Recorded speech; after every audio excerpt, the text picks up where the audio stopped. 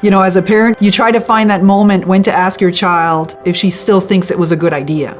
Obviously, the first 6 to 8 weeks post-surgery wasn't probably the time to ask. But a few months later, you know, I had a conversation with her and we said, what do you think? What do you think about this process? Was it worth it? Would you? And she said, the best, and I remember the words, the best decision I ever made.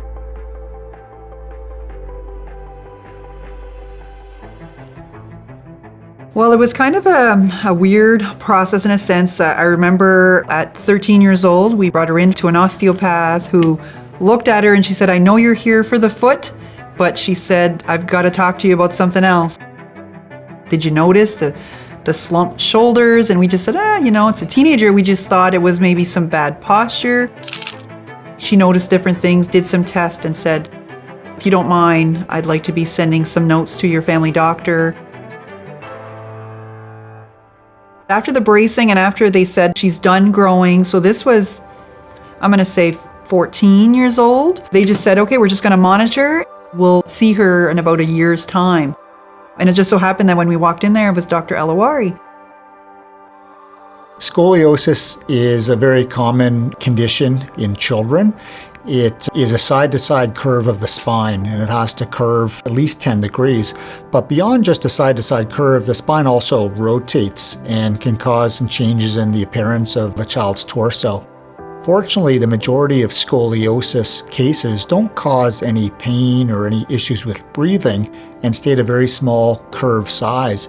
But in some certain patients, the scoliosis will get larger and larger and continue to get bigger into adulthood.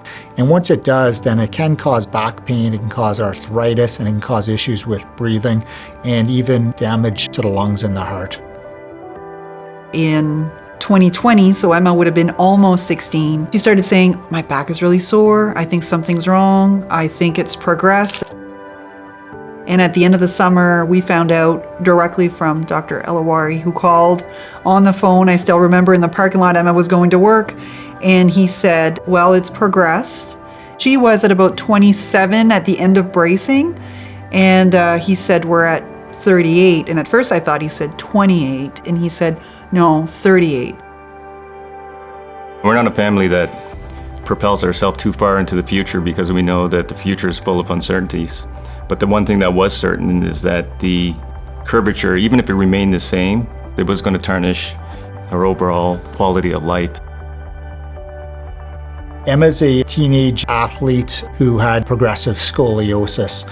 She was relatively mature at the time of our discussion about surgery. Her main concern was to keep the scoliosis from getting worse, but also allowing some movement through her spine to ensure that she'd still be able to participate in the sports that she enjoys. I said, okay, Doc, if this were your daughter, would you have her go through with the surgery? And he unequivocally said, yeah, I would. That went a long way into convincing me that this would be the right decision. But as Jeannick said, it wasn't our decision alone to make. Emma had to be part of this decision. I was aware of these options, but we weren't ever at that point yet because at the point of the bracing, I was probably like 20-some degrees, and typically surgery's at like the 40-some degree kind of point. I was just kind of explaining that, you know, this could get worse. We have to keep an eye on it. We realized that the curve had progressed to like 38 or 40 degrees. So now it was time to consider spinal fusion or ApiFix surgery.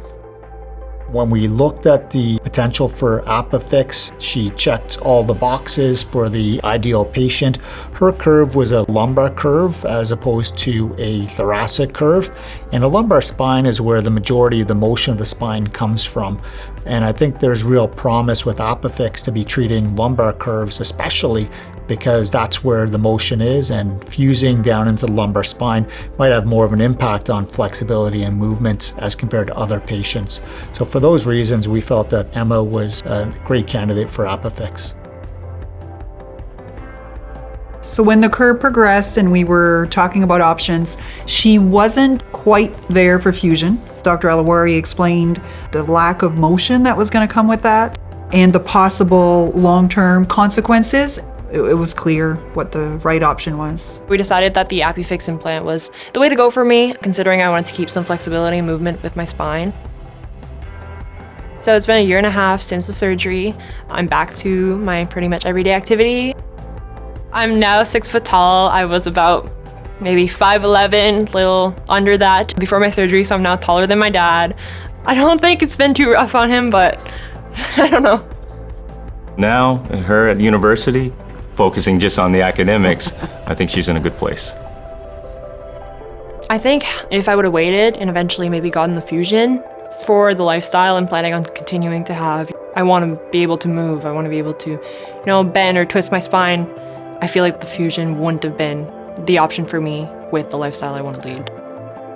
To us, I can't see not recommending this. It's been a year and a half. There's been nothing negative to say about it. To see the x-ray where your child's spine is deformed, as a parent, it's upsetting because you try to do everything right to make sure that those things don't happen. And obviously it's nobody's fault.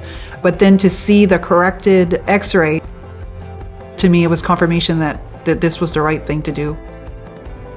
A visual confirmation that the decision was the right one to make.